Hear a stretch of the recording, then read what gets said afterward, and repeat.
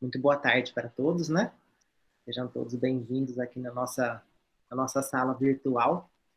Na semana passada, a gente teve um bate-papo bastante interessante com a doutora Silvia, psiquiatra. Ela trouxe algumas coisas para a gente com relação ao tema que é bastante recorrente agora em setembro. E agora a gente vai dar continuidade, mas trazendo um enfoque mais para a questão espiritual, tá certo? Hoje a gente vai conversar aqui. A Ana Lúcia vai introduzir o tema para a gente, conduzir um bate-papo aqui, tá certo? Eu vou fazer uma oração rápida para a gente poder começar, tá certo? Então vamos lá.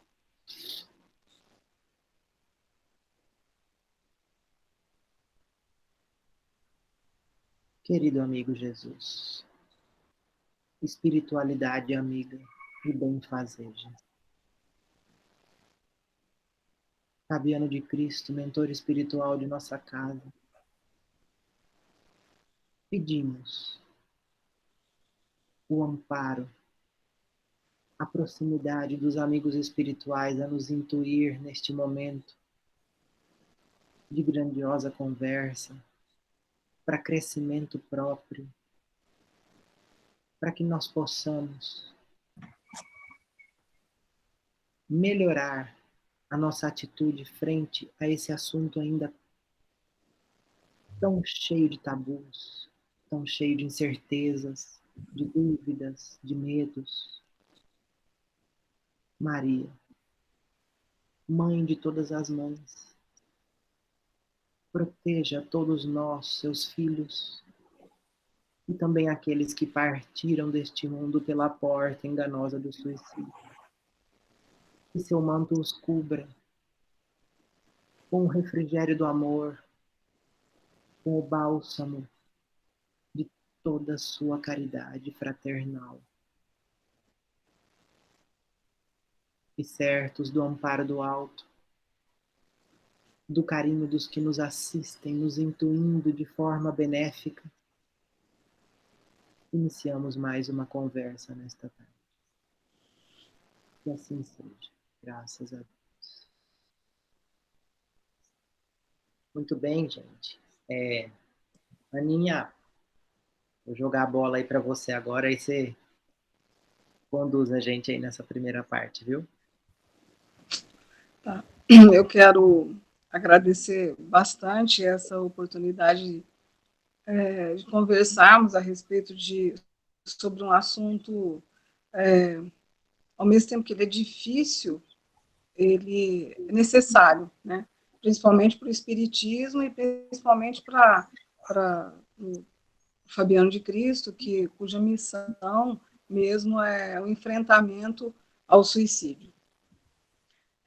Eu li bastante coisas, mas principalmente um texto da internet de uma pessoa chamada Doreen Conte, que ela é espírita da Associação Catarinense de Estudos Espíritas. E ela elabora um texto muito interessante, inclusive ela dá um link de um manual sobre suicídio elaborado pela Associação Brasileira de Psiquiatria. E eu assisti também um vídeo do Divaldo Franco, que ele conta a respeito de um encontro que ele teve com os pais de um adolescente que suicidou. Então, ele faz inúmeras observações, e então, praticamente, essa minha fala está baseada nessas três informações, né, do Divaldo, da Doreen Conte e desse manual, desse documento que a Associação Brasileira de Psiquiatria elaborou e está à disposição na internet. Eu acho interessante, por mais que a gente já conheça, esse documento elaborado pela Associação Brasileira de Psiquiatria, ele dá um conceito de suicídio. Assim, todos nós sabemos o que é, mas como eles aprofundam, eu achei super interessante. É curto e para a gente discutir. olha só, ele traz algumas informações que são importantes, né? É um ato deliberado executado pelo próprio indivíduo cuja intenção é a morte, de forma consciente e intencional, mesmo que ambivalente, usando um meio que ele acredite ser letal. Eu achei bastante interessante esse conceito, porque ele fala que realmente a pessoa que faz o suicídio, ele tem realmente essa intenção, se não for intencional, não é o suicídio, né?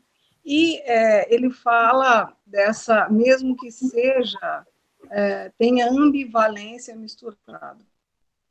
Aí eu falei, por que ambivalência, né? Por quê? Porque, apesar da pessoa querer tirar a própria vida, ela tem esse sentimento de ambivalência, de querer e não querer. Ela quer viver, mas ela quer morrer também, né? Mas, por outro lado, a dor que ela sente é tão grande, o desespero dela é tão grande, que ela acaba decidindo tirar a própria vida de maneira intencional e de uma forma que ela acredita ser letal. Eu estava lendo que os meios mais comuns de suicídio é o enforcamento e veneno também, principalmente por agrotóxico, né? Isso eu acho muito triste isso tudo. Ler sobre isso e entrar em contato com essas informações é sempre muito triste, eu acho pesado, mas é necessário, né? E aí, alguns dados, né? O comportamento suicida, ele é composto por pensamentos, o plano para se suicidar, as tentativas e os que são realmente atendidos em pronto-socorro, né? Então, aí, de 100 habitantes que fazem, né, que se suicidam, aliás, de 100 pessoas, 17 têm pensamentos suicidas. Eu achei isso, assim, um número muito alto, né? Olha só, de 100 pessoas que estão aí convivendo normalmente com todo mundo aí na vida, 17 têm pensamentos suicidas, 5 planejam suicidar, 3 tentam se suicidar e 1 é atendido em pronto-socorro. Então, é um número bastante alto, né? Algumas barreiras são observadas em relação a gente detectar pessoas que pensam que têm esses comportamentos suicidas, seja de pensamento, de planejamento, ou que realmente tentam, e barreiras que também dificultam a prevenção do suicídio. E o que se lê é que o tabu e o estigma sobre o suicídio. Então, o que a gente percebe é que existe uma negação em relação a isso. Parece que a pessoa que tenta o suicídio, ela é estigmatizada de alguma forma, que inclusive os familiares não se sentem estigmatizados também. É como se isso ainda carregasse o que antigamente era considerado pela igreja como pecado. Nesse sentido, eu acabei lembrando, nesse momento, do filme Lutero. Eu não sei quem já assistiu, mas tem um momento no filme do Lutero que ele chega lá na igreja, onde ele era o padre, na época padre ainda, né? E um rapaz, um adolescente, ele tinha se suicidado. E aí virou aquela situação, ninguém queria enterrar o rapaz, ninguém queria abençoar o rapaz, como se essa situação realmente fosse alguma coisa imperdoável, né? Como se ele fosse queimar para sempre no fogo do inferno, né? E aí o Lutero, questionando isso tudo, ele mesmo cava a sepultura do rapaz e ele carrega o corpo do rapaz, coloca lá na cova que ele tinha feito e faz uma oração enfrentando todo esse tabu que se tinha e que ainda se tem em menor intensidade, mas que ainda se tem em relação ao suicídio, né? E aí eu acho que muitas vezes as pessoas têm medo ou vergonha de falar abertamente sobre o que pensa sobre a própria vida, né? Então, tentando esconder que pensa em suicídio por vergonha mesmo, né? Por achar que isso é alguma coisa imperdoável, apesar dela sentir. Então, ela entra em conflito com ela mesma. Ao mesmo tempo que ela pensa e tem vontade de morrer, ela não tem coragem de falar abertamente sobre esse sentimento e sobre esses planos, né? Eu estava vendo e fiquei ainda sobre dados, né? Cerca de 800, isso de 2012, e que permanece até hoje. Cerca de 800 mil pessoas se suicidam no mundo anualmente. No Brasil, em 2012, foram 11.821 mortes, e a maioria entre homens. As mulheres é um número bastante menor em relação aos homens. E, por incrível que pareça, ainda existe uma informação na internet que no Brasil houve um aumento de suicídio em 7%. Isso é grave, né? E aí eu pensei também, já nesse contexto gravíssimo, né? Eu pensei em conversar um pouco sobre os fatores de risco, mas assim, muito brevemente, né? Pessoas que tentaram previamente o suicídio podem tentar novamente. O que pode causar também são as doenças mentais. E o que eu estava observando, inclusive a nossa palestrante da semana passada falou isso também, que 98% das pessoas que se suicidam, elas têm algum problema mental. Não no sentido de intelectual, mas no sentido emocional. Existe um problema assim grave emocional que pode ser considerado inclusive de doença mental, né? E que elas podem ser classificadas em transtornos psiquiátricos, depressão, transtorno bipolar, o alcoolismo, abuso ou dependência de drogas, o transtorno de personalidade e esquizofrenia. Então, assim, 2% é por desespero, né? Assim, coisas de momento e que a pessoa acaba se decidindo. Então, na maioria das vezes, existe uma doença mental provocando esse comportamento. E aí, olha só, o agravante, né, se destaca a desesperança. Eu acho que esse deve ser um sentimento, assim, arrasador, né? A desesperança, desespero, o desamparo e a impulsividade. Então, somando isso, forma as condições para que a pessoa chegue a tomar uma decisão tão grave assim, né? Outras doenças acabam comprometendo também a decisão da pessoa sobre o suicídio, que é o câncer, AIDS, esclerose múltipla, Parkinson, epilepsia, entre outras, né? E até situações econômicas mesmo, desempregados com problemas financeiros, ou a pessoa, de repente, se vê num problema financeiro muito grave, não vê saída para aquilo, e aí acaba tomando uma decisão que vai colocá-la numa situação ainda pior, né?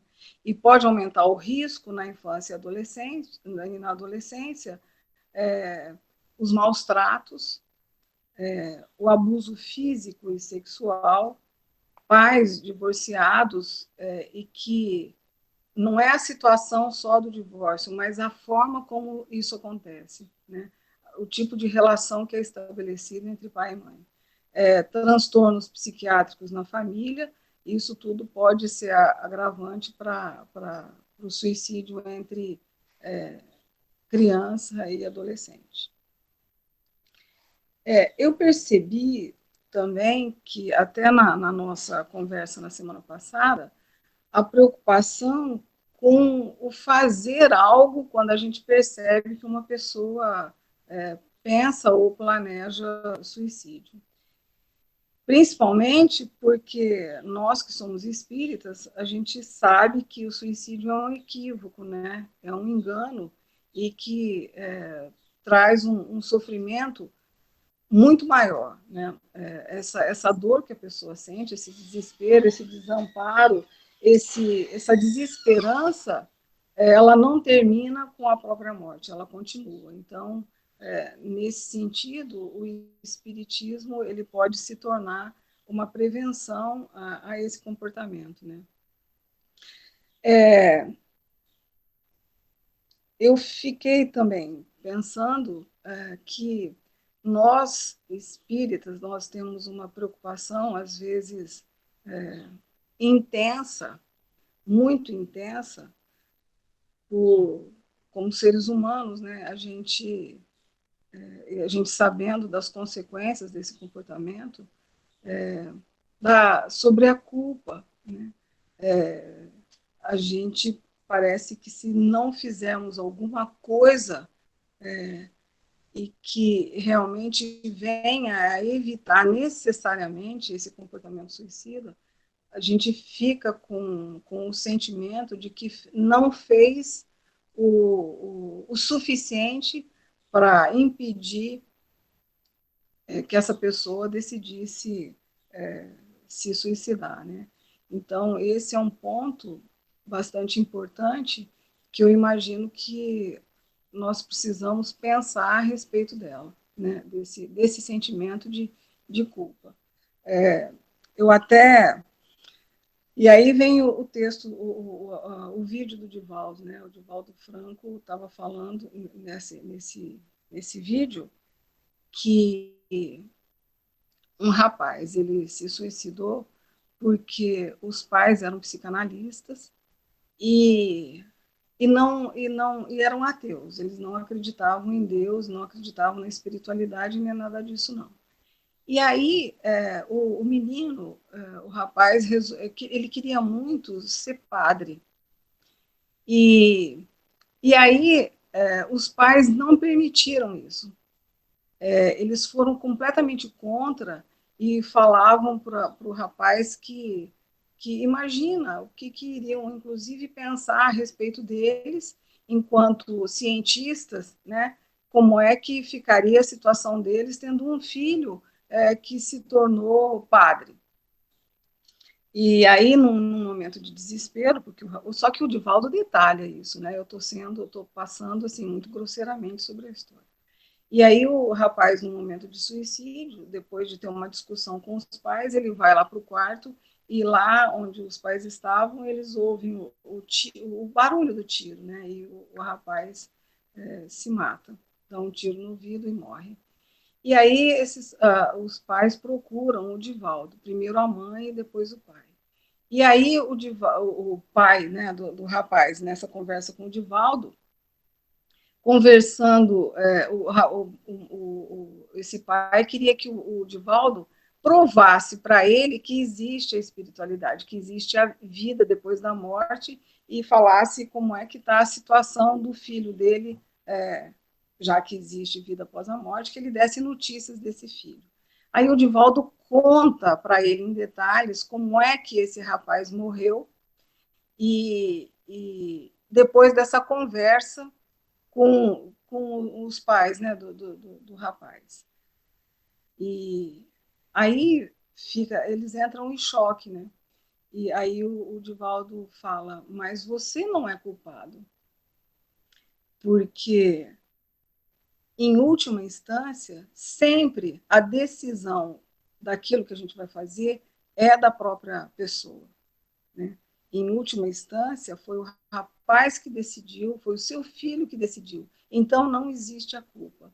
É claro que a gente tem que tomar cuidado com o tipo de relação, o tipo de conversa, o tipo de valores que a gente tem sobre a vida, os princípios que a gente tem sobre a vida, e não impor em relação a outras pessoas, a filho, a neto, a irmão, a tio, a tia, blá, blá, blá.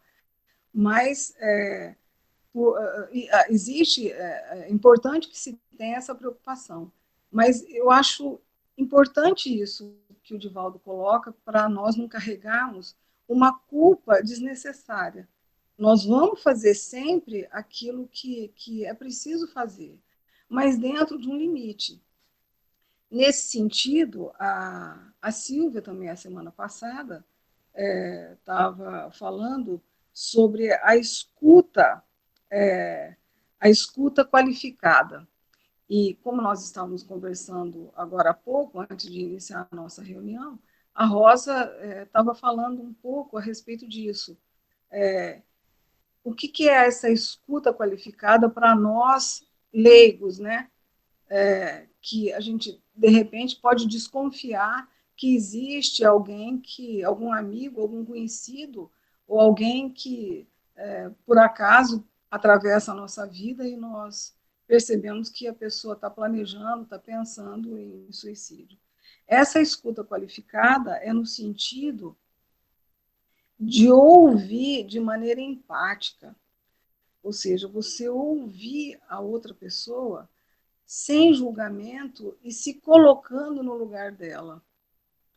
E o que é esse sem julgamento? Não é tentar consolar. Não, isso vai passar. A pessoa não quer saber se isso vai passar, porque naquele momento o sofrimento dela é tão grande que ela acha que não vai passar.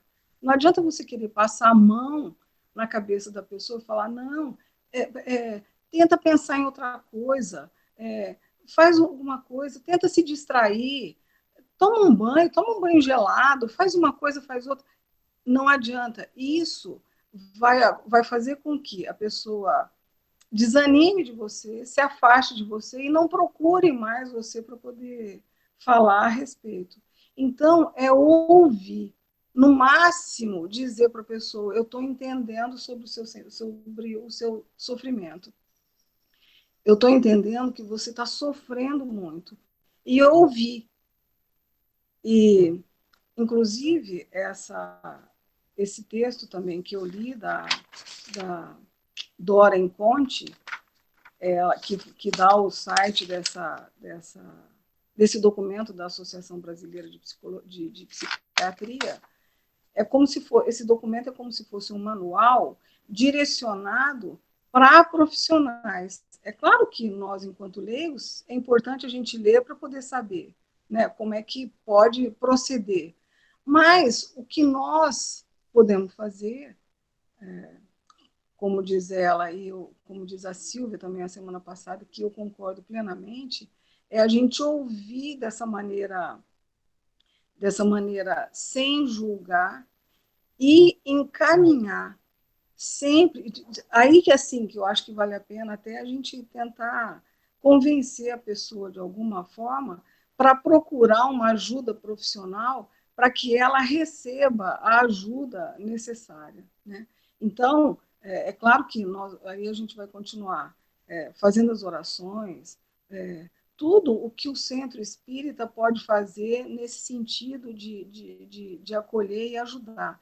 Mas no momento de desespero, de desesperança que a pessoa se encontra, e para tirar do risco imediato do suicídio, é encaminhar, sim, para profissionais que estejam qualificados para atender essa pessoa. E realmente, né, a Rosa estava tocando num ponto interessante, que a pessoa tem uma ideia fixa. Tem um outro vídeo do Divaldo, que eu também estava assistindo, que fala que ele explica de uma forma detalhada a influenciação. É uma entrevista que uma outra pessoa faz para o Divaldo, então ele vai falando que o espírito, inicialmente, ele coloca uma ideia, né? Ele chega e coloca uma ideia para a pessoa. Aquilo passa de uma forma muito vaga, assim, sobre uma ideia. Aí, de repente, quando a pessoa capta essa ideia, vai criando as condições para ele insistir nessa ideia.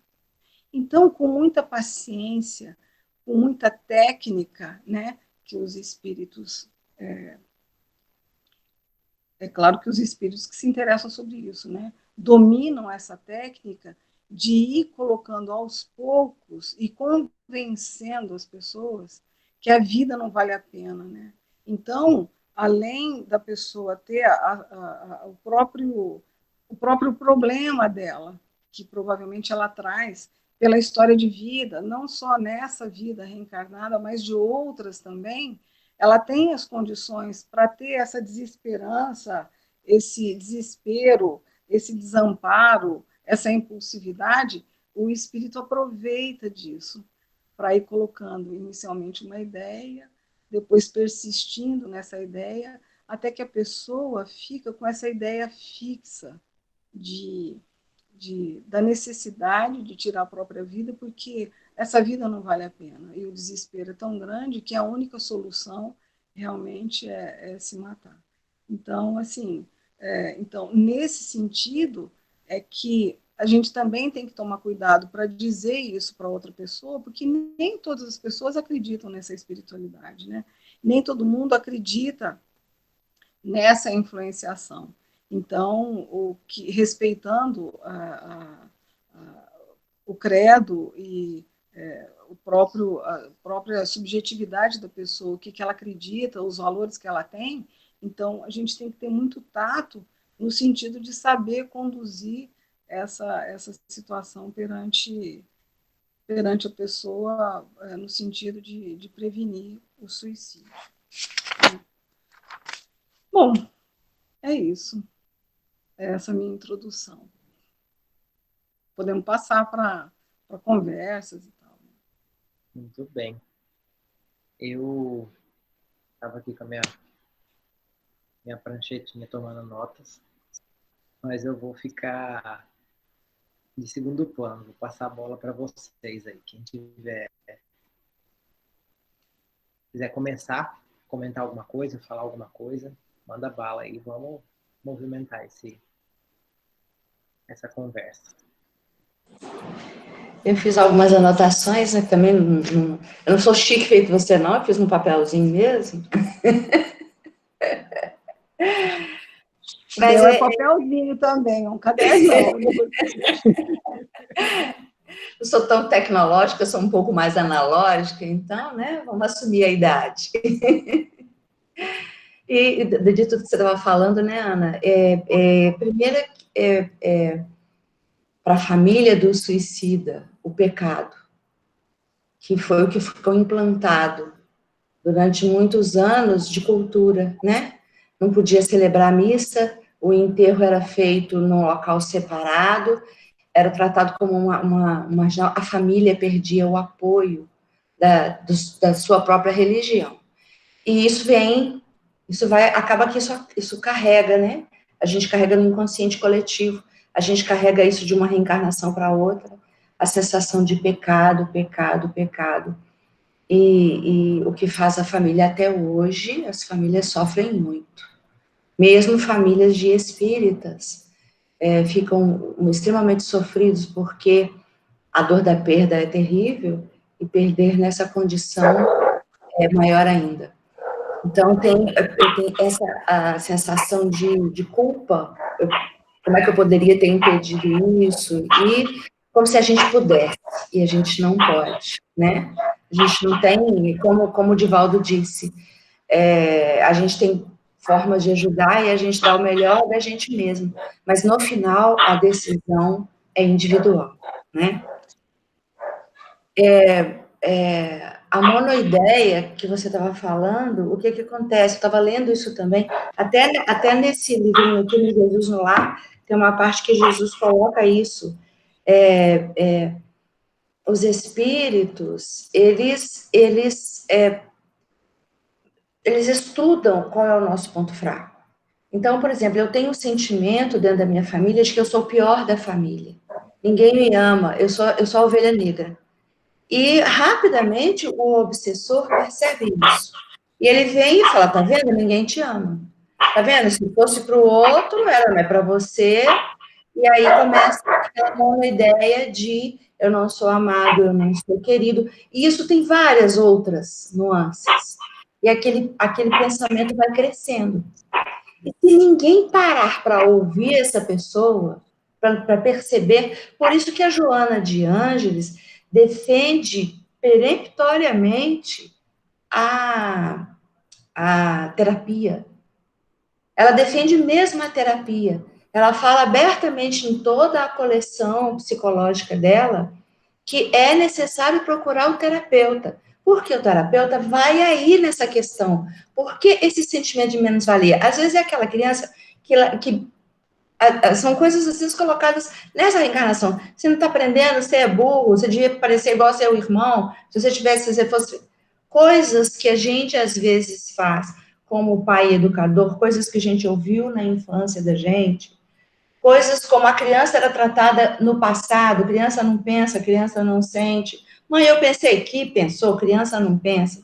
Mas eu estou sentindo que sentindo, criança não sente. São coisas que vêm culturalmente.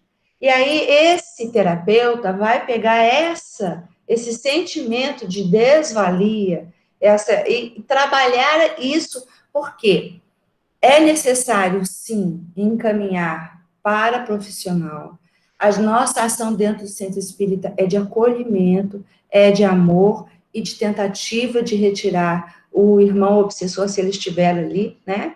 De acolher a ele, esse irmão também, de dar para ele também uma nova perspectiva, mas o ser humano precisa ser tratado dentro das suas necessidades. Então, o psiquiatra, com a medicação, para colocar, se for uma questão dos neurotransmissores, para colocar em equilíbrio a sensação de bem-estar que a pessoa está perdendo, e isso é preciso da medicação, e o terapeuta, porque só a medicação não vai adiantar. A hora que parar, o gatilho que dispara. Qual é o gatilho? Coisas que aconteceram na infância, sensações que eu tenho ruim, erros que eu cometi, que eu vim cometendo e fui me desvalorizando e achando que eu sou capaz de coisas sempre muito ruins, esquecendo, como a Joana coloca, que a gente tem a sombra e tem a luz. E a gente só consegue perceber a luz quando a gente encara a sombra. E quando a gente finge que não tem o lado sombra, finge que não tem os defeitos e esconde, a gente dá força para ele. Então, quando a gente encara o nosso lado sombra, a gente encara que a gente é capaz de matar, de trair, de roubar, de enganar, de mentir, dependendo da situação, a gente é capaz de fazer isso. A gente, dependendo da situação, quando vê, a gente já fez. Então, é preciso que a gente entenda que nós somos humanos e a gente vem carregando isso, e que para que a gente se poupe, não se exponha a situações que a gente não é capaz de lidar com elas. E aí vem. Então, a terapia, o terapeuta, vai exatamente resgatar de nós aquele lado melhor e nos ajudar a lidar com as situações. E aí vem a doutrina espírita, que realmente, para mim, é a maior terapia, que foi a maior bênção da minha vida. É o maior tesouro, porque é o que explica. Agora, para quem ainda não está, e no momento da dor a gente não está. No momento do sofrimento muito grande, a gente quer colo, a gente quer chorar, a gente quer falar, a gente quer desabafar, a gente não quer ser julgado, a gente quer ser amado. E é isso que eu acho que é o papel da doutrina em relação a Jesus: amor. Amor. A gente quer ser amado do jeito que a gente é, com todos os defeitos que a gente tem, com todos os enganos que a gente carrega, com todas as mazelas que a gente tem. A gente quer ser amado. E esse amor a gente encontra em Jesus, a gente encontra na doutrina, e a gente pode encontrar entre nós, na medida em que a gente vai percebendo que todo mundo tem o lado sombra e todo mundo tem o lado luz. E que a gente acaba com a sombra quando a gente fala para ela: eu sei que você existe, eu sei que você está aí, eu sei que eu sou capaz de coisas muito feias, mas eu não estou mais disposta a ceder a você. E aí a gente pode começar uma transformação, uma mudança, uma sensação de estar mais inteiro e de ter força para enfrentar. O planeta está passando por momentos terríveis e ainda virão mais coisas. Mais do que nunca, a gente precisa estar unido ao nosso grupo de orações, ao nosso grupo de afinidade. O que o Fabiano de Cristo tem feito é uma coisa fantástica. Esse grupo do Fabiano está fazendo, é um apoio, é um grupo de luz, mostrando que não tem necessidade da presença física, quando o amor extrapola todas as outras barreiras.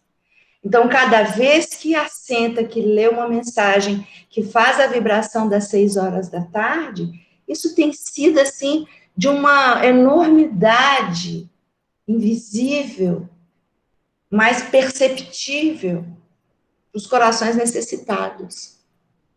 Então, é isso que a gente precisa. Esse é o nosso papel dentro do centro espírita. E o encaminhamento e aceitação. O que a gente tem que fazer é aceitar uns aos outros.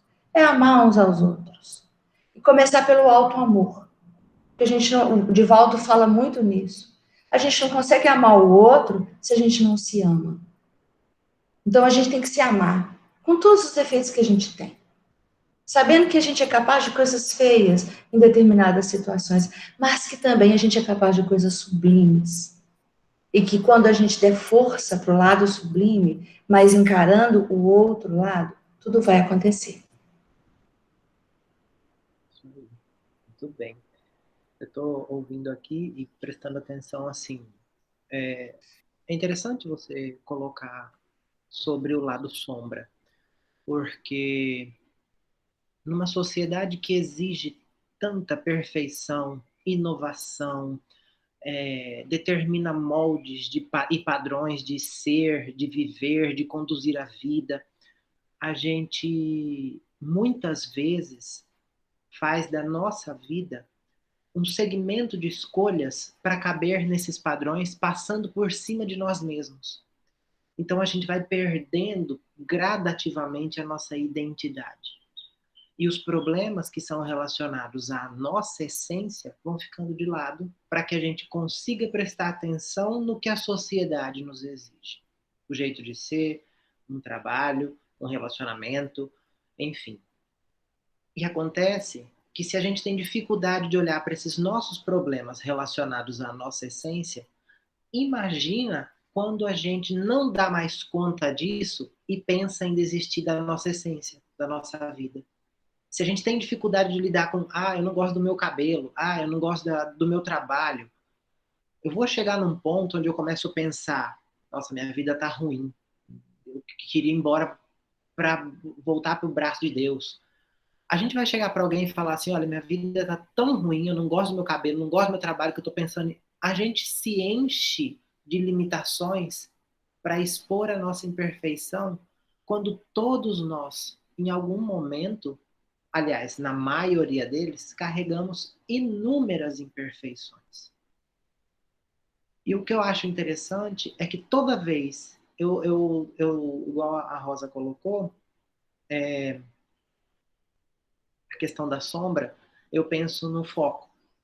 Eu sei que ela está aqui, mas eu não coloco ela no foco da minha visão. Eu coloco ela aqui na visão lateral, sabe? Eu falo, meu sabotadorzinho fica aqui. Você não dá conta, você é insuficiente. Mas ele está aqui, eu sei que ele está aqui. Mas eu falo para ele, jovem, você precisa de um amor. E aí eu tento colocar para fora o que eu tenho de melhor.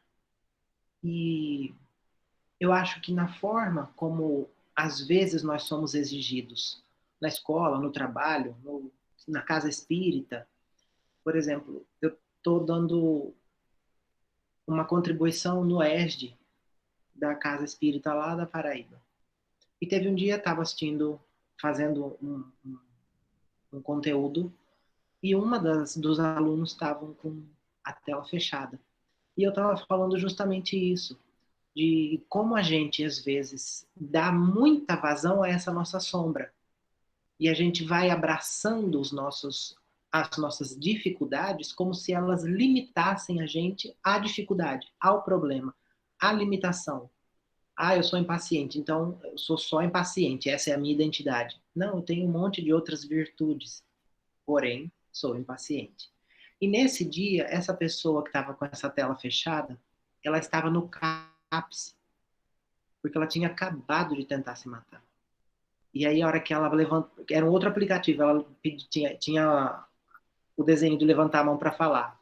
Aí ela pediu, eu dei palavra para ela, ela abriu a tela dela e eu quase tive um troço na hora em que eu percebi aonde ela estava e a história que ela vinha contando.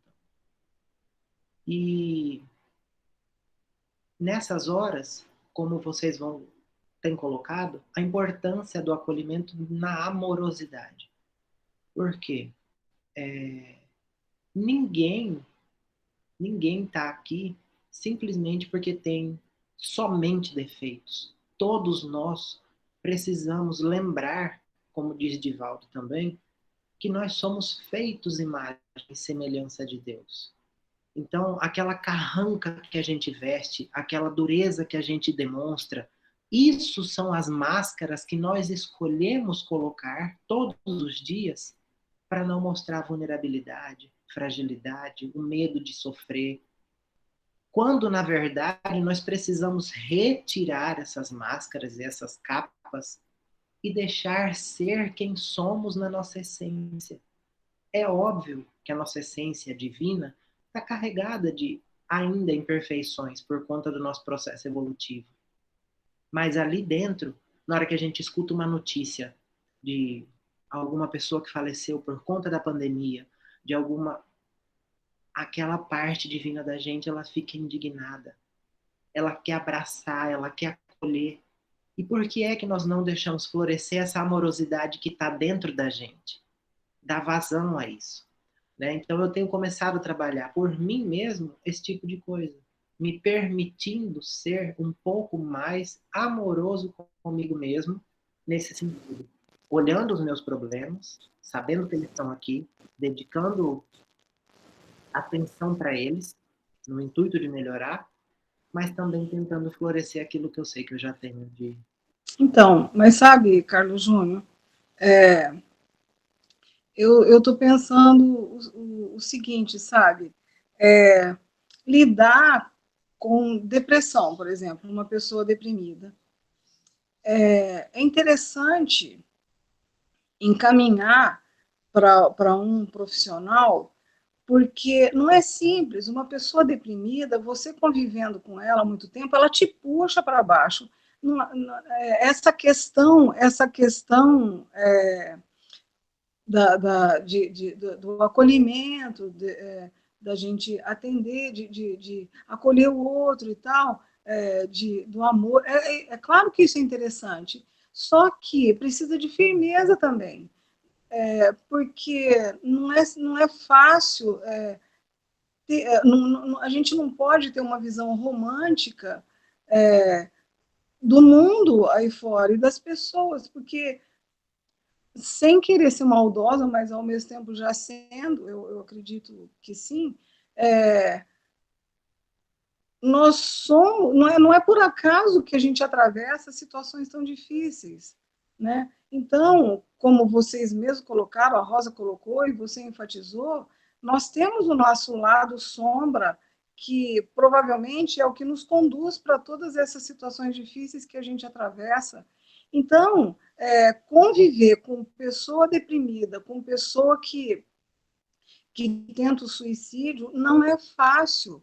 Muitas vezes acontece um desgaste muito grande com a gente. E aí precisa do preparo, né? E aí a importância de não ter culpa e de lidar com a culpa e de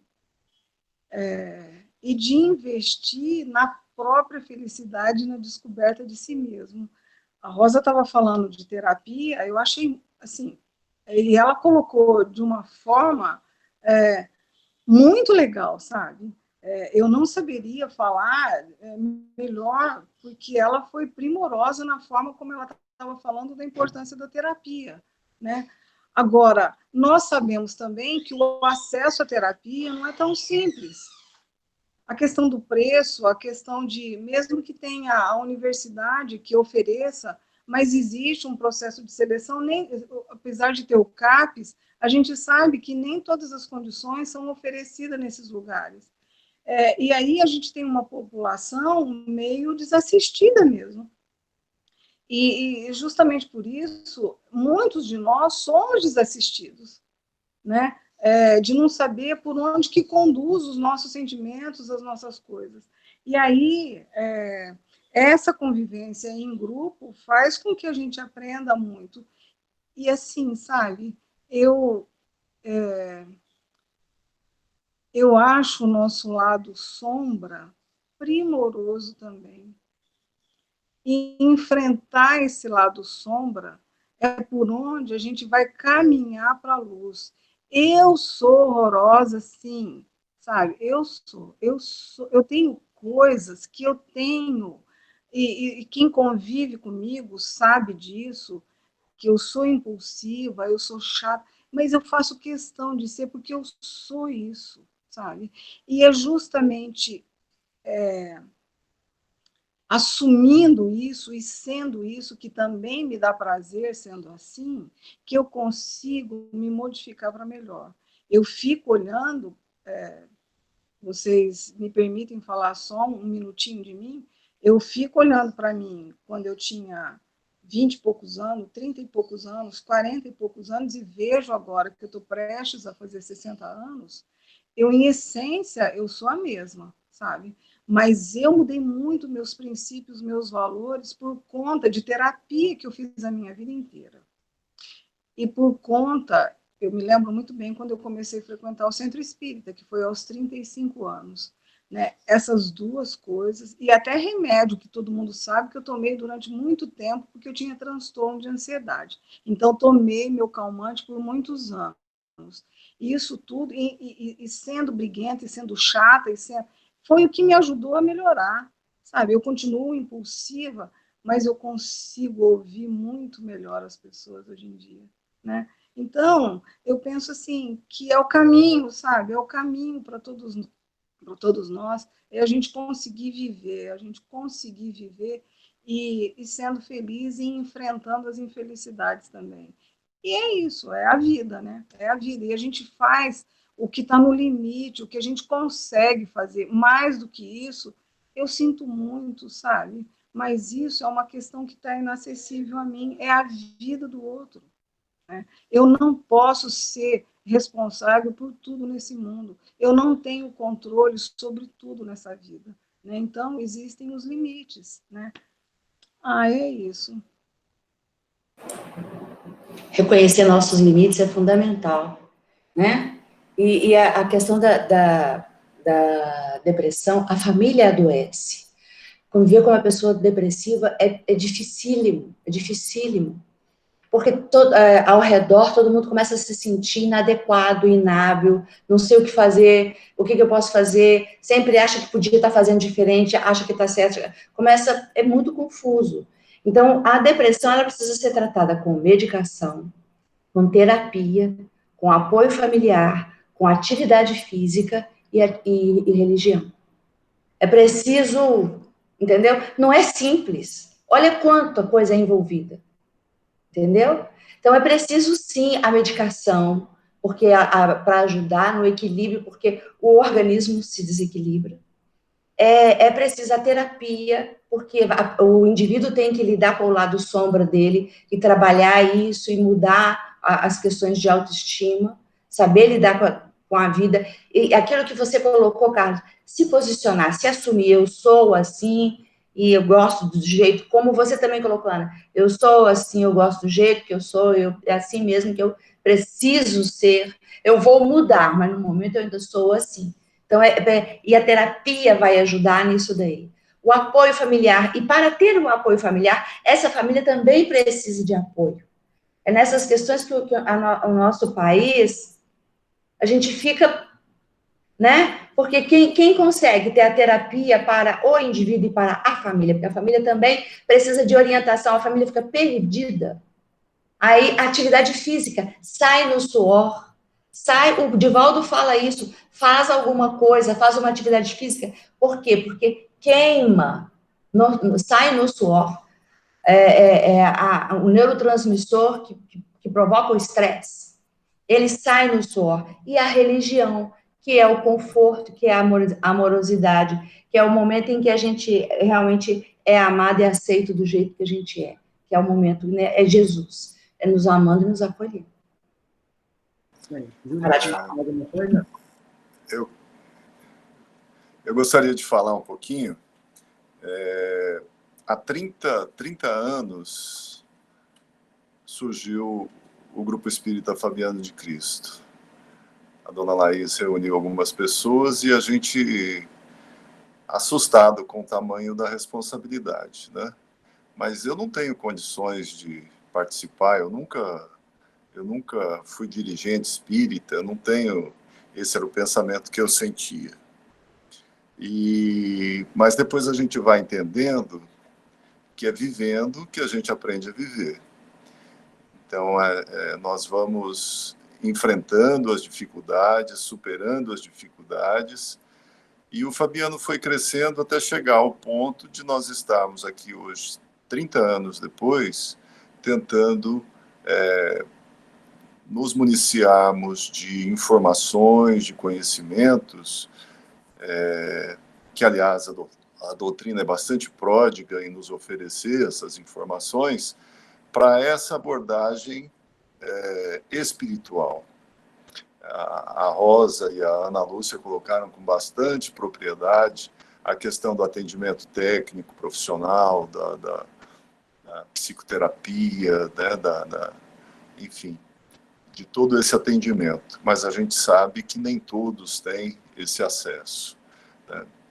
E nós temos também o conhecimento de como se dá a influenciação espiritual. E ela está presente em todas as situações, não só na depressão, mas nas influenciações espirituais sutis do dia a dia, nos convidando a tomar uma cervejinha, né, nos convidando a fazer alguma coisa que nós poderíamos muito bem ficar sem. Manuel Filomeno de Miranda relata, numa das suas obras, as técnicas de obsessão, que tanto a Ana quanto a Rosa comentaram. Um irmão, por questões de herança, assassinou 2 outros irmãos para ficar com toda a herança. E os 2 irmãos se uniram no processo obsessivo para se vingar desse irmão. E na abordagem que Manuel Filomeno, espírito, faz a esses espíritos que estavam tramando esse processo de vingança, ele dá uma aula de obsessão. Então ele diz o seguinte: olha, nós estudamos há algum tempo o comportamento dele e em pouco tempo nós descobrimos qual era o centro das atenções, o que ele mais pensava, o que ele mais fixava o pensamento dele no dia a dia. Então nós dominamos, a partir dessa informação, desse conhecimento, nós direcionamos cargas de outros pensamentos, aproveitando dessa tendência dele. E é assim que nós vamos matá-lo, é assim que nós vamos trazê-lo para o lado de cá, para que a gente possa completar a nossa vingança. Nas nossas reuniões mediúnicas, muitas manifestações nesse sentido. Os espíritos dizem: é muito fácil comandar vocês. Basta dar um start, basta dar a partida. O conteúdo é todo de vocês. A gente só aproveita as fragilidades que vocês têm para estimulá-los a fazer o que a gente quer. Simples assim. Não por outro motivo, Jesus recomendou: orai e vigiai.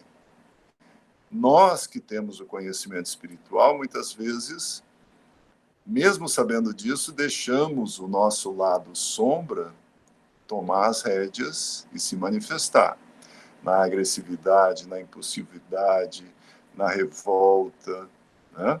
E tantas outras manifestações que a gente tem. Só que a gente ainda, por ter um certo conhecimento, Nós mesmos, muitas vezes, numa leitura, como a Rosa colocou no começo, numa mensagem que a gente lê, num telefonema, numa postagem qualquer, a gente cai na real. Opa, espera lá, deixa eu assumir o controle de novo. Mas a maioria não é assim. Quantos espíritas nós temos em Cáceres? Cáceres tem 100 mil habitantes. Nós não chegamos a 1000. Daqueles que participam, frequentam, né? Assistir palestra, ser simpatizante é uma coisa. Então, é essa responsabilidade que a gente tem que ter e buscar nesses encontros mais recursos para a gente poder ter essa visão otimista da vida, para a gente poder usar as mesmas técnicas que a gente usa lá nas sessões espíritas, onde o que vale é justamente a amorosidade, onde o que vale é a atenção, o sentimento que você põe no diálogo com aquele companheiro, com aquele irmão nosso que está ali se manifestando. E se nós conseguimos sensibilizar muitas vezes, ou algumas vezes, os espíritos, quando demonstramos esse interesse, como que nós não vamos sensibilizar aqueles que estão junto de nós aqui, que a gente pode tocar, que a gente pode falar, né, que a gente está próximo? Então, é nesse sentido que eu acredito que a gente tem que tentar manter que termo que eu vou usar, essa disponibilidade para atender essas pessoas, porque gente com problema não falta, né? Eu já comentei algumas vezes lá no Fabiano acerca da minha profissão, né? A pessoa às vezes chega na fisioterapia com dores no corpo todo, mas a dor dela é na alma. E quando você se dispõe a escutar um pouquinho, mesmo sem ser psicoterapeuta, você simplesmente deixa a pessoa falar, como a Rosa comentou. Você só vai perguntando, dando ensejo para a pessoa falar o que é. E aí você vai vendo as dores, as culpas, os medos, a insegurança. E aí não tem jeito, o corpo não aguenta, né? Mas a dor não é no corpo, a dor é na alma. E daí, para ser influenciado em alguma atitude mais nociva a si mesmo, no caso o suicídio, é um caminho muitas vezes curto. Então é esse esclarecimento, é essa disponibilidade da gente estar junto, de entender que se nós temos o nosso lado sombra e chegamos até aqui, nós somos sobreviventes nesse mundo maluco, né? Porque de alguma forma a gente consegue manter, mesmo reconhecendo as nossas dificuldades, né, nos colocarmos numa condição de quem se dispõe a ajudar, de quem se dispõe a colaborar para mudar isso daqui, porque tem gente muito pior do que a gente, né? A Ana citou como causa, né, a AIDS, o câncer, a pandemia, uma separação, problemas financeiros. Quem que escolheu essas provas? Muitas vezes nós mesmos. Se não escolhemos, elas são a consequência natural de outras escolhas que nós fizemos, que traz consequências, né? E hoje elas se manifestam. Então, quando a gente lê a obra do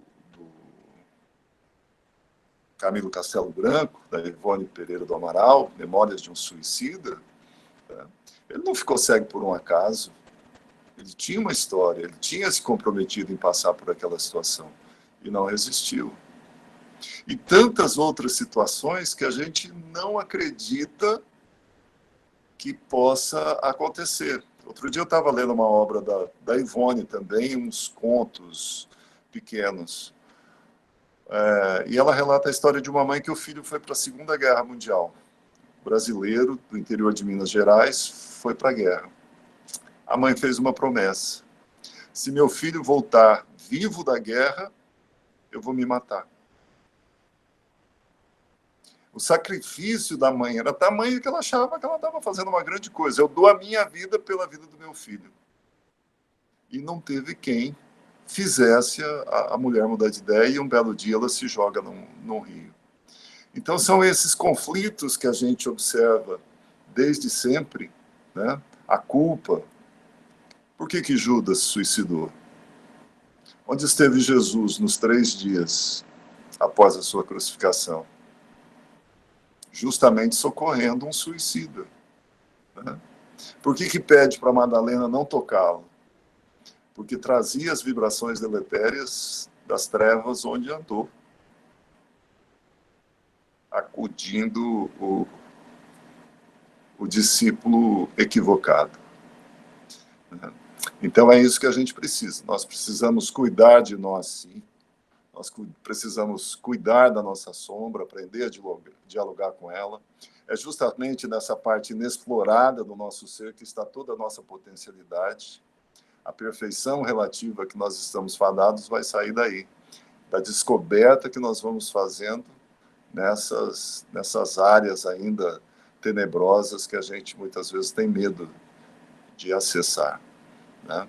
Então, penso que nós, enquanto espíritas, devemos sim nos fortalecer, devemos sim nos esclarecer, né? E não nos omitirmos nesses momentos de esclarecimento. Nem todos têm condições de entender, da gente falar abertamente o que se passa em processos obsessivos, em processos de influenciação.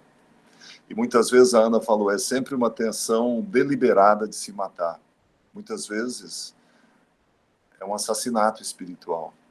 A influência é tão grande que ele não tem para onde correr, que ele acaba cedendo, né? Então tem um suicida do lado de cá e um homicida do lado de lá, porque a influenciação era tão forte que não tinha meios. E isso, felizmente, nós temos condições de entender através da doutrina espírita, né? E é esse o convite, que a gente faça bom uso desses conhecimentos, tentando amenizar essas dores, tentando trazer uma visão mais otimista da vida. É isso. Muito bem. Eu estava assistindo outro dia um vídeo de Raul Teixeira e ele falou uma coisa interessante, sabe? Porque a moça que estava conversando com ele na entrevista pergunta sobre a questão de apego e desapego pós-morte. E a resposta que ele deu, eu acho que cabe para a gente pensar um pouco aqui, principalmente quando a Ana traz alguns fatores de risco. O Júnior até colocou algumas doenças, questões financeiras, alguns problemas e tal. E aí ele fala assim, que a gente vive uma sociedade que deposita por conta do sistema todas as suas fichas nas coisas materiais. Esquece de olhar para si, prestando atenção no que a essência pede, na subjetividade do eu. E o que acontece? Quando esse material não devolve aquilo que ele investiu, ele não sabe lidar com a frustração. Vocês lembram quando teve eu não lembro qual foi o presidente, mas o nome dele não importa, e pegou parte da poupança da galera. Collor. Exato. O que teve de gente que se matou quando aconteceu isso? Então, grandes crises que aconteceram no mundo, empresários que acabam fazendo isso depois, dependendo de como a crise afeta.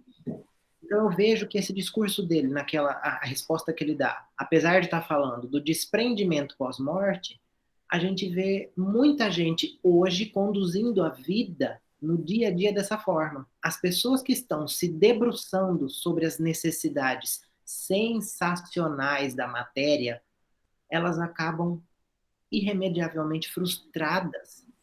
E aí chega um ponto em que é muito complicado demover essas pessoas, mostrá-las a importância da subjetividade, como você vai falar de religiosidade, da vivência religiosa, independente de qual seja ela, para alguém que vive a matéria o tempo todo.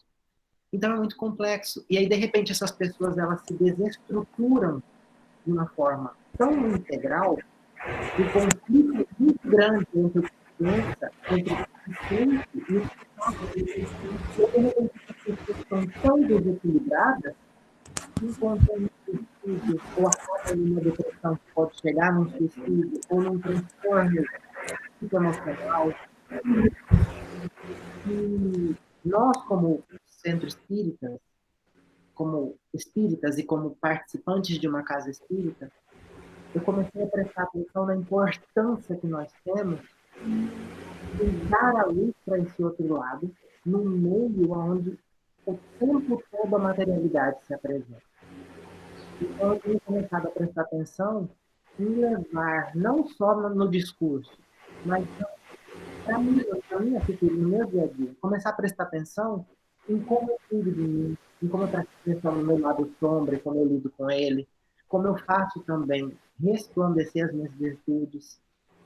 E por aí a gente vai, no cuidado da gente mesmo, as pessoas prestam atenção. Não é assim que fala, espírita não pode chorar quando morre alguém, porque da mesma forma, quando existem os que olham para esse lado, existem muito daqueles que falam assim, nossa, aquele rapaz passa por alguns problemas e passa muito bem, ele é espírita. Isso aconteceu já comigo algumas vezes. E a gente não tem noção de como a gente é exemplo para as pessoas, né? Então a gente precisa ter cuidado nesse sentido. E saber que ao nosso redor, as pessoas estão exatamente iguais a nós. Cheias de dúvida, cheias de medo, cheias de insegurança, com inúmeros defeitos. Como disse a Ana Lúcia, olha para você e tem dia que fala, nossa, como você é insuportável, como você é chata, como você tem um monte de defeito. Né? Tem dia a gente tem pavor da gente. E tem dia a gente olha e fala assim, você tá legal hoje, né? Então, agora no meio de tudo isso que eu coloco, eu estou querendo colocar para vocês um questionamento. A gente, como casa espírita, que recebe majoritariamente almas que estão nesse desequilíbrio, porque nós todos temos desequilíbrios, né? A gente precisa dar muita importância para essa questão clínica, terapêutica, isso é imprescindível, imprescindível.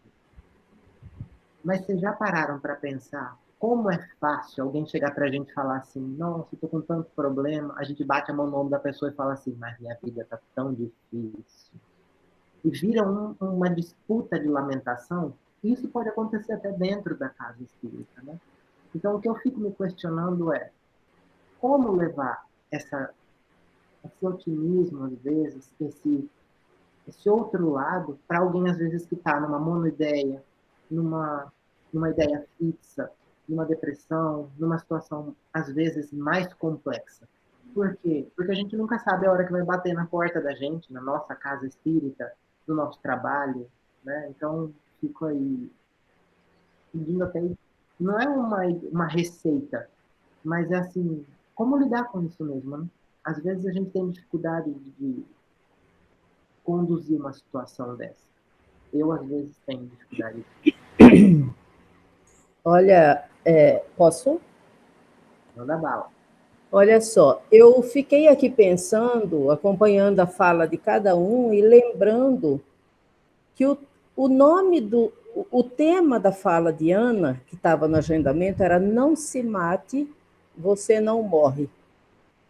Então, assim, trazendo para o lado espiritual. Então, assim, a gente pode ter essa vontade, e alguns tentam e conseguem, para despertar numa condição, de repente, na maioria das vezes, bem mais dolorosa, né? E, então, assim, é um alerta para aqueles que estarão nos assistindo. Não se mate, nós não morremos, porque a vida prossegue sempre, né? E lembrar também, lembrando aqui, que outro dia eu ouvi uma palestra muito interessante mesmo, do Décio Iandoli Júnior. Ele é um palestrante de Mato Grosso do Sul, de Campo Grande. O nome da palestra é Qual o Sentido da Vida? Então, eu penso que, assim, ele menciona na palestra dele que um dos problemas sérios da depressão é essa falta de objetividade, né? De clareza, que de repente a pessoa vai perdendo diante dessas dificuldades do dia a dia, né? E aí, qual é o meu objetivo maior? A curto prazo, a médio, a longo, o que eu quero conseguir? Mas, assim, pensando não na questão espiritual, na questão material, mas se vendo como um ser imortal que é, né? Quanto eu tenho me preparado para isso, né? Porque todos nós estamos aqui hoje, mas todos nós um dia partiremos. E aí, qual a nossa destinação? Por que nós estamos aqui hoje? O que Jesus espera de cada um de nós? Então, são perguntas que a doutrina, como Rosa disse, vão responder para a gente, vão colocar a gente para refletir, né? É o sentido da vida. E, assim, reforçar também aquilo que vocês todos já falaram. Em nenhum momento a doutrina vai falar que água fluidificada e passe tira a pessoa da crise. Não, não. A doutrina espírita, assim como todas as escolas religiosas, são um suporte, mas a gente precisa de médico, de terapia, usar esses recursos que hoje estão disponíveis e tem aí, né? Acessíveis. É preciso que a gente bata na porta que a gente encontra, busque e achareis, né? Então, eu tenho que me assumir que eu estou adoentado da alma e eu preciso, primeiramente, me ajudar, né?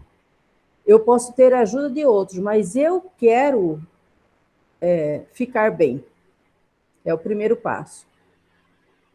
E aí, vocês falaram da questão do Fabiano de Cristo, da missão, né?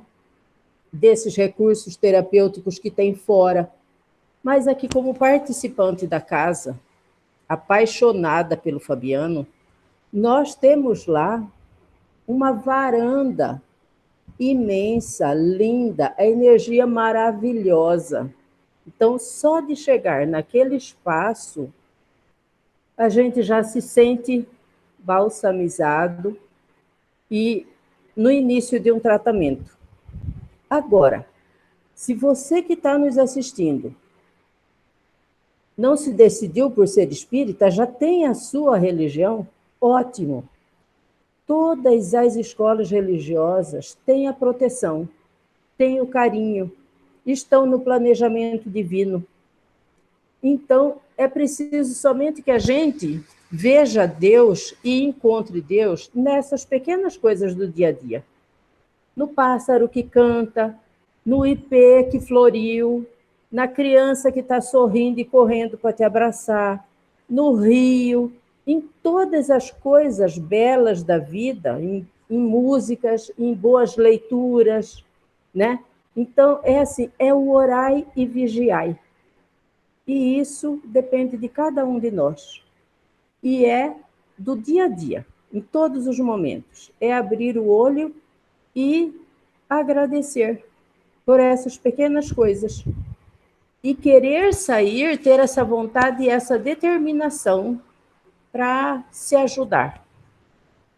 Há muito tempo atrás, lá no início, a Ana deve lembrar, porque ela também fazia parte do jornal nessa época, nós encontramos um texto muito interessante, o nome do texto é Vontade, Ferramenta da Evolução.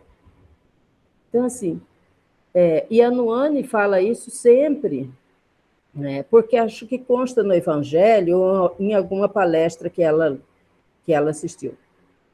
Nós precisamos somente de vontade, porque quando a gente tem essa vontade firme, nós todos temos o nosso anjo de guarda. Nós todos somos filhos amados de Deus. E quando eles estão diuturnamente perto da gente, observando essa vontade e essa determinação de ficar bem, dando os passos que são precisos para isso, para eu me restabelecer, então tudo acontece, né? É isso.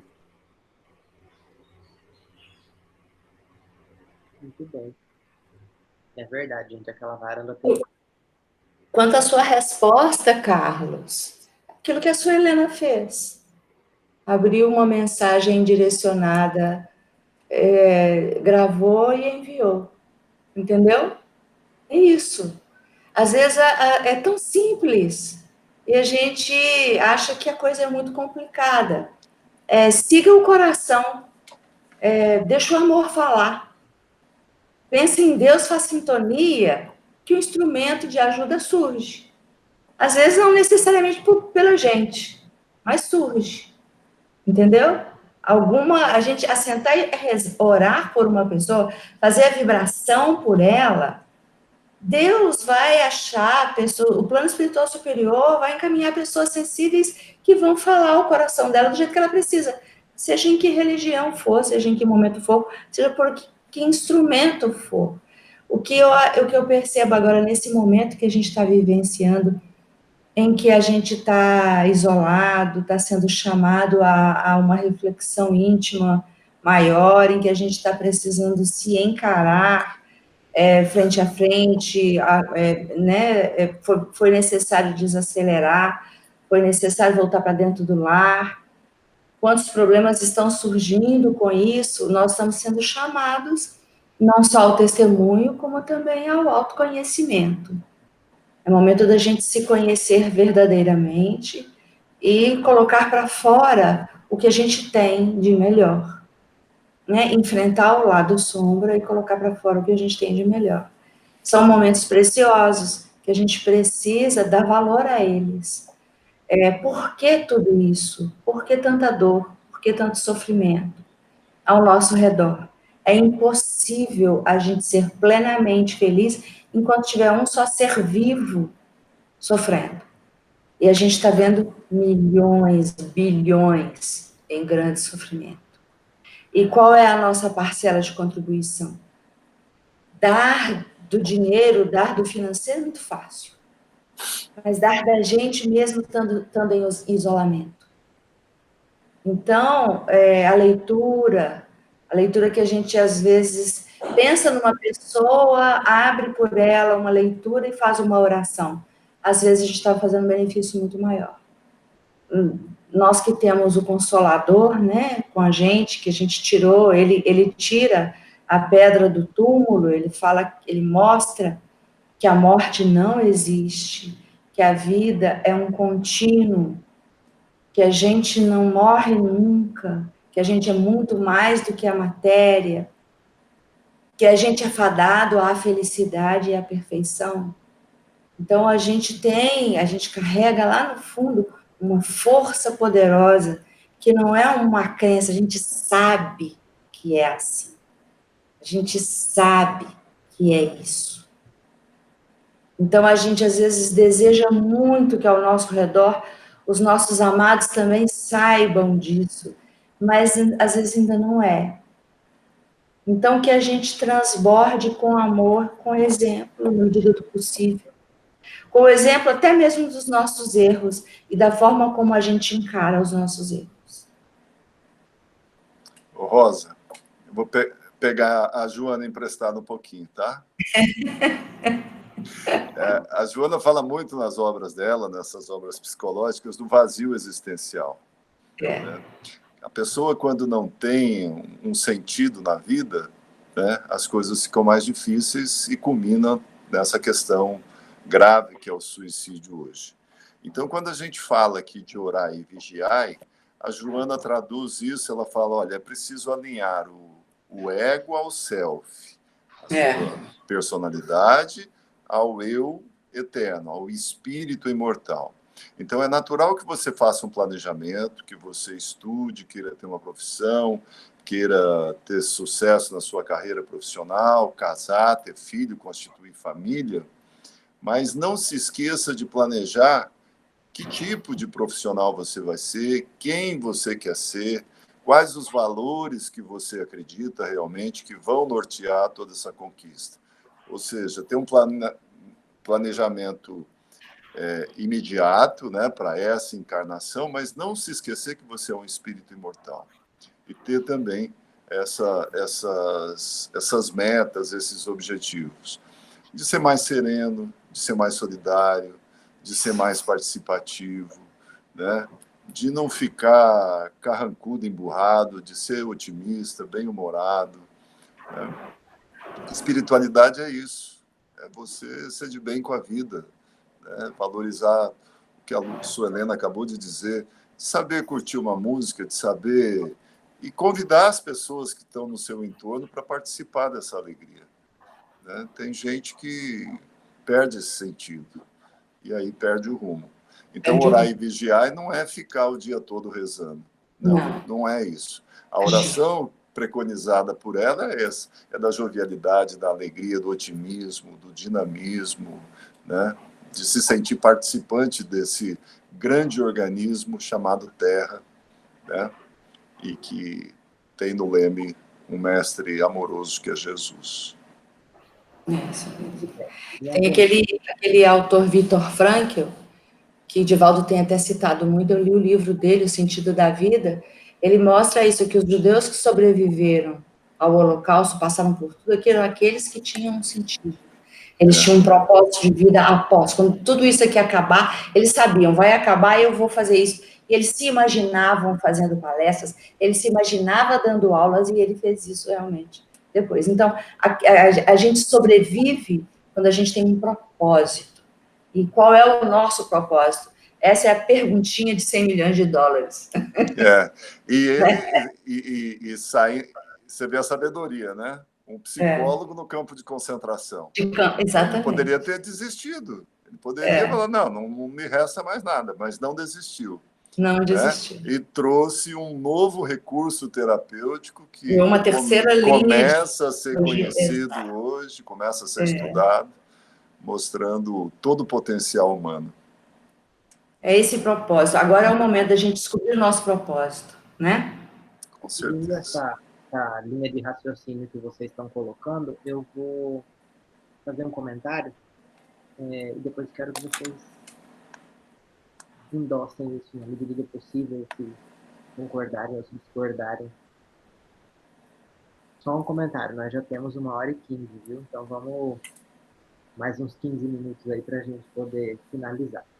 Mas o seguinte, por exemplo, a gente falou bastante da questão do ponto de vista daquele que pensa no suicídio, que age dessa forma. Mas eu queria fazer um comentário com relação aos que ficam. Porque, como a própria Silvia colocou na semana passada, aquele que suicida, o suicida, ele acaba de alguma forma atingindo uma rede de pessoas ao redor. Família, conhecidos, enfim. A Ana até colocou a questão da culpa. E aqui vocês dois estavam falando de propósito. E assim, eu acho que é o momento da gente transformar esse propósito em uma perspectiva para aqueles que ficam aqui. Não acaba. Existe o amanhã. Deus não é aquele pai punitivo. Ele não vai sentenciar os seus filhos ao fogo eterno ou ao sofrimento desmedido. Todos nós temos luz e trevas dentro da gente. Todos nós carregamos toda sorte de sentimentos aos quais nós somos testados no dia a dia na nossa vida. E o que eu acho mais importante hoje para aqueles que ficam é que essa certeza, esse saber que a gente sente, de que Deus nos acolhe, de que Ele é o nosso Pai amoroso, de que a vida continua, que isso seja o propósito dos que ficam. E pensem nessas pessoas com essa amorosidade para o que vem adiante. E que possam emanar para essas pessoas todo o amor, toda a luz, todo o acolhimento para o seu porvir, para o seu amanhã. Se eu, hoje, aqui, planto bastante coisas ruins, eu vou colher coisas ruins. Se eu sou uma pessoa que exagerei no fumo, no álcool, provavelmente eu vou ter algum problema no meu pulmão futuramente, provavelmente eu vou ter algum problema no meu fígado futuramente. E nós precisamos aprender a olhar o ciclo da vida dessa forma. A pessoa que abandona essa existência pelo suicídio, ela cometeu um erro, cometeu um equívoco, mas ela vai ser condenada por isso? De forma nenhuma. O que acontece hoje aqui, na nossa passagem, quando nós vemos alguém em dificuldade? Nós tentamos auxiliar. Por que é que nós vamos condenar? Por que é que nós vamos apontar? Por que é que nós vamos tecer preconceitos ao redor daquele que sofreu e de forma equivocada partiu dessa vida por um momento de desespero, de desesperança, de muitas vezes influenciações?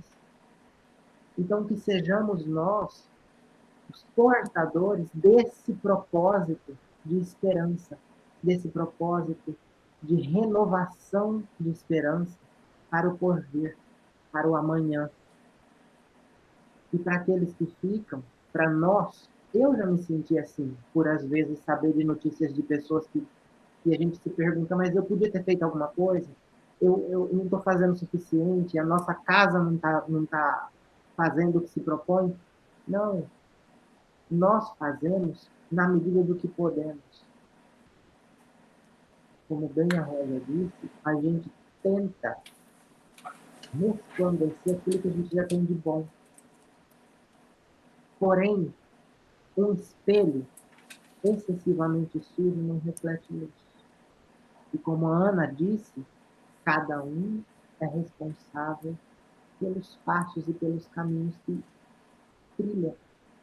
Isso não significa, está longe de significar que nós vamos abandonar aqueles que escolhem certas coisas, certas atitudes, que a gente acha equivocada à própria sorte. Mas saber que por mais que a gente vivencie ao lado dessas pessoas um exemplo diferente, essas pessoas são livres para fazer as escolhas e trilhar o caminho que quiser. E nós precisamos ter uma única certeza. E isso eu acho incrível. Lá, quando vai falar da lei do trabalho no Livro dos Espíritos, Kardec pergunta aos espíritos qual o limite do trabalho. E ele responde o limite dos nossos esforços. Então, assim, será que eu estou fazendo o que eu posso por essas pessoas e por mim mesmo? Isso é o que nós temos que nos perguntar como pessoas. Porque nós não salvamos ninguém. A gente está tentando fazer o melhor para nós mesmos. E com as nossas escolhas e com as nossas atitudes, as pessoas acabam vendo e assim a gente vai aprendendo na convivência. Então, assim, vocês têm muito mais experiência que eu, muito mais bagagem. Eu acho que a gente podia deixar aí esse momento para a gente deixar essa mensagem, porque são famílias que sofrem com preconceito, com estigmas, com tabus, são mães, são pais desesperados por uma cultura milenar que condena as pessoas que partiram pelo suicídio. E eu acho que a palavra do momento é a amorosidade, é o amor. No próprio filme do Divaldo tem uma passagem interessante porque a irmã dele parte pelo suicídio e a mãe busca a igreja que ela sempre frequentou e auxiliou. E o padre diz para ela que não ia poder rezar a missa porque ela tinha sido suicídio. E detalhe, gente, aqui eu não estou fazendo alusão a nenhum tipo de religião. Eu comentei por conta do enredo do filme, certo? Somente isso. E aí ela vai procurar Deus em outro lugar, como ela mesma diz, vou procurar Deus em outro lugar e vou dedicar a minha vida aos suicidas, já que eles não têm ninguém por eles. Então, que sejamos nós essa diferença, sejamos nós essa pessoa, né? Esse movimento. Pensar neles com carinho e com amorosidade.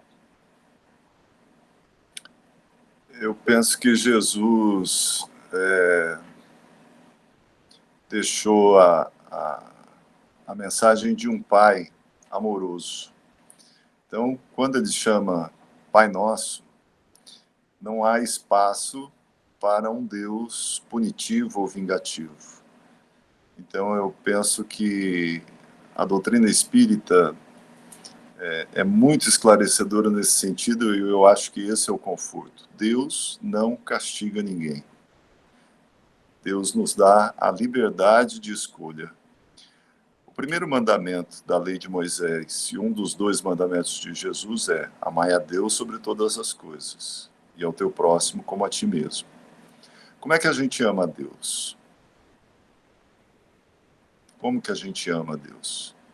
Eu sei amar meus filhos, eu sei amar os meus amigos, eu sei amar as pessoas, os meus irmãos do Fabiano de Cristo, mas eu não vejo Deus. Como é que eu amo a Deus? Então a gente ama a Deus respeitando as suas leis. A gente ama a Deus em cada expressão, né, da nossa intimidade, daquilo que realmente somos. Deus sabia que nós podemos errar, matar, suicidar. Sabia. Foi Ele que nos criou e Ele sabe tudo. Então Ele sabia. Por que Ele não evitou que isso acontecesse? Para nos dar a oportunidade de aprendizado. Nós somos os construtores da nossa felicidade ou da nossa desdita. E não existe nada mais que ensina com mais propriedade do que o erro. Porque o erro faz sofrer. O erro dói. Então, quando nós erramos, a nossa consciência diz: olha, você se equivocou. E as pessoas, então, a partir desse discernimento, vão evitar repetir os erros e vão se construindo, se estruturando. E é por isso que nós temos espíritos nos mais diferentes patamares nos orientando. Quando a gente vê um Divaldo falando com a propriedade que fala, nós não sabemos o que ele foi no passado, mas ele relata as dificuldades. Por que ele teve um espírito tentando obsidiá-lo por 30 anos? Sócio de dificuldades do passado, cobrando dele a permanência naquele erro que eles estiveram juntos no passado. Isso ele relata, do Máscara de Ferro. Então, à medida que nós erramos, mas nós vamos nos reabilitar. Alguém muito próximo partiu, nós vamos estar ligados. Eu não vou deixar de gostar, de amar quem esteve comigo até outro dia, mesmo só porque ele errou. Se Deus não nos condena, também nós, na condição de irmãos, de pais, de amigos, entendamos, o outro tinha o direito de errar. Vai sofrer? Vai sofrer. Não por castigo de Deus, mas como consequência das suas escolhas. E assim nós vamos aprendendo a escolher. Então a doutrina espírita é uma doutrina progressista, é uma doutrina do amor, é uma doutrina que acredita no Deus bom, no Deus justo, no Deus Pai, né? E que quer sempre o melhor para os seus filhos. Então, os erros que caracterizam as pessoas nessa grande família humana refletem, como alguém já disse anteriormente, em todos. Ninguém é feliz sozinho. Então, nós caminhamos juntos. Então, como diz o conterrâneo da Rosa, Carlos Drummond de Andrade, vamos de mãos dadas, né? E com Jesus à nossa frente. O que todos nós conhecemos alguém que partiu da vida por este engano, né? Todos nós conhecemos familiares que sofrem. O que a gente poderia dizer para essas pessoas é que ninguém está abandonado. Não existe nenhum ser que esteja ao abandono. Deus está com todos. Está tudo nas mãos dele, estão todos com ele. Quem parte pelo suicídio é acolhido por Maria. É ela com sua falange que está lá, que é mãe, que sabe das dores, ela que está lá, respeitando o ritmo, o momento de cada um pronta para acolher no momento exato. E é ela também quem vai trazer todo esse consolo para os nossos corações, os corações de nós que ficamos aqui.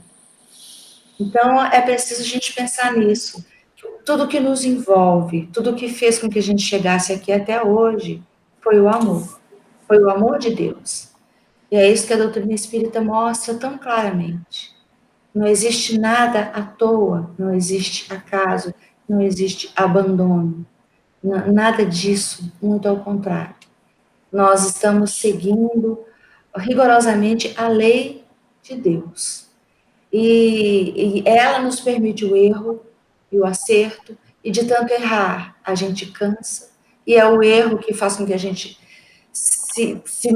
né, é a dor que faz com que a gente saia do lugar e procure parar de sofrer. Essa é a nossa caminhada, é a nossa jornada.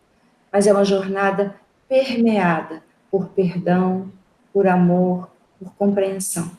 Ninguém está sozinho. Então, se a gente perdeu alguém, se a gente conhece alguém, eu conheço mães, né, que perderam seus filhos pelo suicídio, é uma dor imensurável.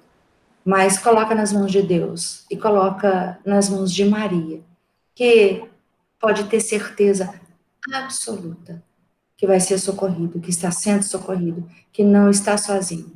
E que dias melhores virão, né? Dias melhores virão. A gente tá, vamos fazer a nossa parte. Dias melhores virão. Muito bem. Ana, Martinha, minha mãe, minha tia.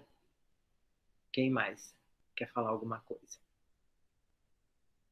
Aninha, seu microfone está desligado aí. Eu só quero agradecer por ter participado de todas essas reflexões, sabe? Isso só me faz ficar mais atenta à vida, sabe? Obrigado. O Júnior, eu preciso falar. Luiz, né? Júnior, eu até troquei aqui. Eu adoro as suas colocações. Eu acho você objetivo e muito claro, sabe? Eu aprendo muito cada vez que você fala sobre o Espiritismo. Vamos junto, então. A gente não pode separar, vamos de mão dada. Eu aprendo muito com você. Todo domingo ouvindo lá.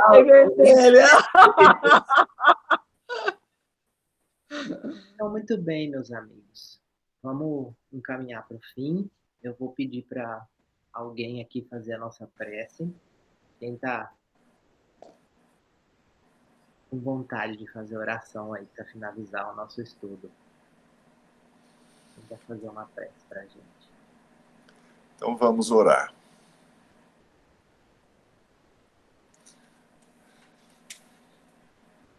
Jesus, querido mestre, querido amigo de todas as horas, Fabiano de Cristo, nosso mentor espiritual, ao participarmos dessa reunião com almas queridas, com espíritos amigos, e sob o amparo dos trabalhadores da nossa casa, nós queremos expressar a nossa gratidão. Porque mesmo com os nossos limites, com as nossas dificuldades, nós temos a oportunidade do trabalho. Nós temos o esclarecimento dessa doutrina maravilhosa, que é a chave da felicidade de todos aqueles que se propõem a estudá-la. Por isso nós agradecemos. Mas também queremos te pedir por aqueles que ainda não te conhecem, mestre, e trilham as provas do mundo com medo, com insegurança, com desespero, que possam ser assistidos, que possam ser amparados, especialmente aqueles que, mesmo fora do corpo físico, teimam em reincidir nos erros por séculos, por muito e muito tempo, quando os convites de renovação são tantos. Que possamos sair dessa reunião fortalecidos, que possamos enxergar a vida pelo prisma do otimismo, da alegria, enfrentando as dores, sim, enfrentando as nossas dificuldades, mas sempre confiantes na vossa bondade, no vosso amor. Que cada coração presente nesse encontro possa ser saturado de alegria e de paz. Fica conosco, Senhor, hoje e sempre.